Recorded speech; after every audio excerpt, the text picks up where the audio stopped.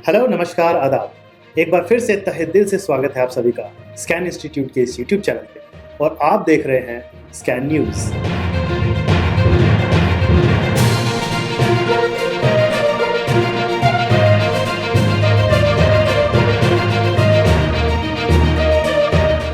आज के हमारे इस एपिसोड में हम सबसे पहले बात करेंगे यूएस और चाइना के बीच बढ़ते हुए तनाव के बारे में।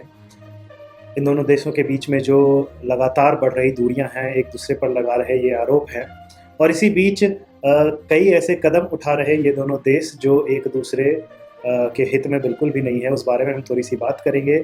उसके बाद आगे चलते हुए हम आज की दूसरी खबर में बात करेंगे यूके और इंडिया के एक जॉइंट प्रोजेक्ट के बारे में, जिसके तहत की ग्रीन एनर्जी या ग्रीन पावर प्रोड्यूस करेंगे ये देश और इसको सबके लिए एक्सेसिबल बनाएंगे। तो चलिए हम अपना आज का ये सेशन शुरू करते हैं इंटरनेशनल पॉलिटिकल न्यूज़ के साथ।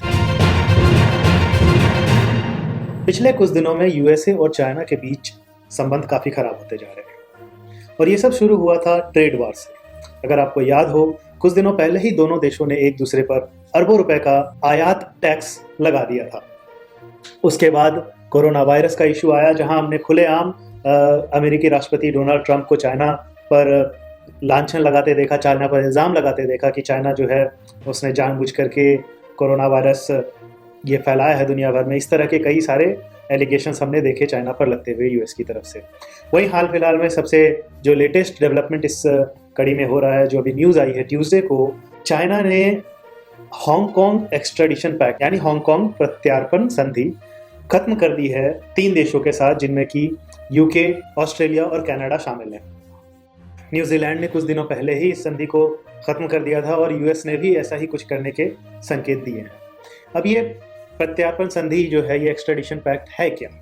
एचके हांगकांग एक्सट्रेडिशन पैक्ट जो है, ये इन देशों के बीच, इन 5 देशों के बीच, जिन्हें कि द 5 आइज भी कहते हैं, 5 आइज के बारे में हम थोड़ा सा आगे जानेंगे। पहले ये समझ लेते हैं कि ये प्रत्यार्पण संधि यानी एक्सट्रेडिशन पैक्ट क्या था। तो एक्सट्रेडिशन पैक्ट जो है, इन देशों के बीच में एक ट्रीटी थी जिसके अकॉर्डिंग एक ज्यूरिसडिक्शन में आने वाले किसी कन्विक्ट को, जिस पर कि दूसरे ज्यूरिसडिक्शन में आरोप लगे हुए हैं, वो हैंड ओवर करते हैं। यानी कि आसान भाषा में अगर समझे तो, अगर यूएसए में कोई क्राइम करके अगर कोई कन्विक्ट जिस पर कि आरोप लगे हुए हैं वो भाग करके चाइना चला जाता है, तो इस हांगकांग पैक्ट के अकॉर्डिंग चाइना जो है उस कन्विक्ट के मिलने पर उसे यूएसए को हैंड ओवर कर देता। और सेम ऐसा ही अगर कोई चाइना में क्राइम करके भागा हुआ अपराधी यूएसए में पकड़ा जाता है तो यूएसए उसे चाइना को हैंड ओवर कर देता। वहाँ पर उसकी कोर्ट में सुनवाई होती, जजमेंट होता, जो भी होना होता वो उस ज्यूरिसडिक्शन में होता। लेकिन हाल में ही बिगड़ रहे संबंधों के बाद, जब दोनों ही देशों ने एक दूसरे के एक दूतावास भी बंद करवा दिए थे, उसके बाद अब ये जो है नया एक डेवलपमेंट उभर कर सामने आ रहा है। अब जो है ये 5 आइज, जो ये 5 देश हैं, यानी कि कनाडा, ऑस्ट्रेलिया, यूके, यूएस और न्यूजीलैंड, ये 5 देश ने आपस में इंटेलिजेंस शेयर करने के लिए एक नेटवर्क बनाया था, इंटेलिजेंस शेयरिंग नेटवर्क। यही नेटवर्क जो है ये 5 आइज के नाम से जाना जाता है। इसकी शुरुआत 1946 में हुई थी, जब यूएस और यूके ने आपस में सिर्फ 2 कंट्रीज़ ने मिलकर के इसे शुरू किया था कि वो एक दूसरे से इंफॉर्मेशन शेयर करेंगे, इंटेलिजेंस की इंफॉर्मेशन शेयर करेंगे फॉर बेटर फ्यूचर। उसके बाद 1948 में कनाडा ने इसे ज्वाइन किया और कमिंग ईयर्स में यानी 1956 में न्यूजीलैंड और ऑस्ट्रेलिया भी इससे जुड़ गए, और यही आज के डेट में 5 आइज के नाम से जाना जाता है। ये पैक्ट जो एक्सट्रेडिशन पैक्ट है, इसके ख़त्म करने के पीछे, इसे हॉल्ट करने के पीछे जो है काफ़ी सारे कारण हैं, जिसमें कि एक सबसे पहला कारण जो हमें समझ आता है वो कुछ दिनों पहले जैसे यूएसए ने प्रेशर बनाए थे इन 5 आइज पर कि अगर उन्हें ये शेयरिंग जारी रखनी है, अगर 5 आइज को रनिंग रखना है, तो चाइना के हुआवेई कंपनी के नेटवर्क डिवाइसेस का इस्तेमाल बंद करना होगा, क्योंकि अमेरिका को शक था कि चाइना जो है हुआवेई के थ्रू स्पाइंग कर रहा है, उन पर नज़र रख रहा है। और इस वजह से ऑस्ट्रेलिया ने उसे बैन भी कर दिया था अपने 5G नेटवर्क से, जो है हुआवेई को बैन कर चुका है। यूएसए में भी हुआवेई बैन हो चुका है और न्यूजीलैंड में भी जो है इस पर बैन की बात चल रही है। तो ये सारी चीज़ें जो हैं ट्रिगर बन गई आज के डेट में ये एक्सट्रेडिशन पैक्ट के हॉल्ट होने पर। लेकिन इन देशों का कहना है कि ये उन्होंने चाइना द्वारा हांगकांग में लाए गए नए नियम कानून सिक्योरिटी लॉज के खिलाफ में ये कदम उन्होंने उठाया है। आगे इस विषय पर जैसी भी डेवलपमेंट होगी हम आपके लिए उसे जल्द से जल्द लेकर आएंगे। फिलहाल आगे बढ़ते हैं आज की दूसरी खबर की ओर, जो कि है ग्रीन एनर्जी के बारे में। यूनाइटेड नेशंस के क्लाइमेट चेंज कॉन्फ्रेंस COP26, जिसे कि यूके प्रेसिडेंट करने जा रहा था अगले साल, उसके पोस्टपोन हो जाने की खबर देने के लिए जब यूके के minister of state lord Ahmed सामने आए तो उन्होंने इंडिया और यूके के रिलेशंस पर और उनके जॉइंट प्रोजेक्ट्स पर काफ़ी सारी बातें की। आज की इस वीडियो में हम कंटिन्यू करते हुए उन बातों को थोड़ा थोड़ा करके जानेंगे। इंडिया और यूके ने साथ मिलकर के जो ग्रीन ग्रोथ इक्विटी फंड में 240 मिलियन पाउंड्स इन्वेस्ट किए थे, उसके बारे में बात करते हुए लॉर्ड अहमद ने कहा कि इन फंड्स को क्लीन एनर्जी प्रोड्यूस करने के लिए इंफ्रास्ट्रक्चर पर फोकस किया जाएगा। इस जॉइंट वेंचर का कनेक्शन CDRI और ICRG जैसी संस्थानों से है। इन सभी के बारे में हम GGEF, CDRI और ICRG वगैरह के बारे में हम एक एक करके बात करते हैं। सबसे पहले बात करते हैं GGEF यानी कि ग्रीन ग्रोथ इक्विटी फंड के बारे में। GGEF जो है वो इंडिया और यूके का एक जॉइंट फंड है जो कि प्राइवेट सेक्टर इन्वेस्टमेंट को इनकरेज करता है। और हाल में ही इंडिया के भारत पेट्रोलियम यानी BP ने 55 मिलियन पाउंड्स इन्वेस्ट करने का वायदा किया है। यहीं पर बता दें आपको कि 240 मिलियन पाउंड्स यूके और इंडिया की सरकार ने मिलकर के इसमें इन्वेस्ट कर चुके हैं, जहां दोनों ही देशों ने 120 मिलियन पाउंड्स का इन्वेस्टमेंट किया है। अब इन फंड्स का इस्तेमाल कहाँ और कैसे किया जाएगा?